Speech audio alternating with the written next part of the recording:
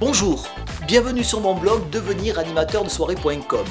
Eh bien, aujourd'hui on va aborder le sujet important des animations de repas. Vous animez un mariage, une soirée d'association, une soirée d'entreprise. Souvent ce type de soirée est lié à un repas. Alors, comment faire pour animer un repas de manière efficace ? Alors là, il y a plusieurs écoles. Certains vous diront, écoutez, on n'embête personne pendant le repas. Et souvent d'ailleurs, les traiteurs vous diront, écoutez, moi je veux rien pendant le repas.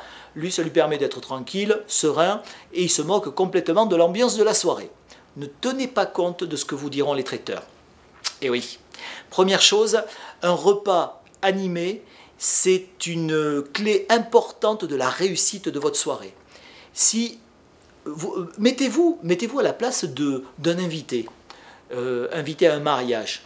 Un repas de mariage dure, allez, au bas mot, 3 heures de temps.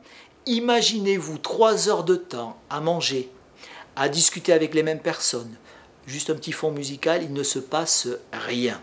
Et là, forcément, c'est un petit peu, c'est comme ça, c'est la manière d'endormir une soirée. Et quand vous allez démarrer la soirée derrière, quand le repas va être terminé, avant de faire bouger tout le monde, c'est compliqué. Moi, je vous conseille vraiment, vivement, dans tout type d'animation, quelle qu'elle soit, à partir du moment où vous intervenez pendant un repas, c'est d'intervenir entre chaque plat. Alors, entre chaque plat ne veut pas dire de l'animation en permanence. Il faut respecter également le travail du traiteur. C'est important. Le traiteur prépare son repas, sert des assiettes chaudes pour la plupart du temps, et donc les gens doivent manger tant que c'est chaud et ne pas être sur la piste. Eh bien, c'est un savant dosage qu'il va falloir mettre en place. Sachez qu'un repas, vous avez une entrée, admettons un plat principal, un fromage et un dessert. On va prendre l'exemple bateau. Lorsque vous avez accueilli les gens et qu'ils sont placés à table, vous leur avez dit ce qui allait se passer dans la soirée, vous leur laissez manger l'entrée tranquillement. Et là, à vous d'être professionnel. Repérez le moment où les gens vont commencer à poser les cuillères, les fourchettes, les couteaux. Et à ce moment-là, n'attendez plus. C'est à ce moment-là qu'il faut commencer à animer. Alors de quelle manière ? En fonction des générations, en fonction du type de clientèle que vous avez en face, vous allez faire des animations à table où les gens vont se balancer, vont chanter, et progressivement, vous allez les faire venir sur la piste. Ils ont terminé leur plat.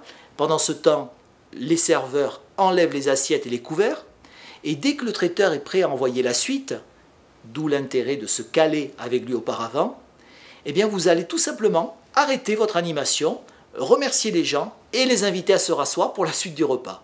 Et là, entre chaque plat, on va éviter les temps morts. Ils retournent à table, sont servis immédiatement, ils vont manger tranquillement, ils vont être dans l'euphorie de la soirée. Au plat suivant, vous faites exactement la même chose jusqu'à la fin du repas. Et vous verrez, je vous assure, que chacune des soirées que vous allez lancer sera une réussite totale parce qu'ils auront bougé tout le temps. Il n'y aura pas eu de temps mort et l'animation va vraiment briller dans la qualité et le ressenti de la soirée. C'est encore une des clés de la réussite de vos animations que vous retrouvez dans mon livre en téléchargement gratuit juste en dessous de la vidéo. À très bientôt!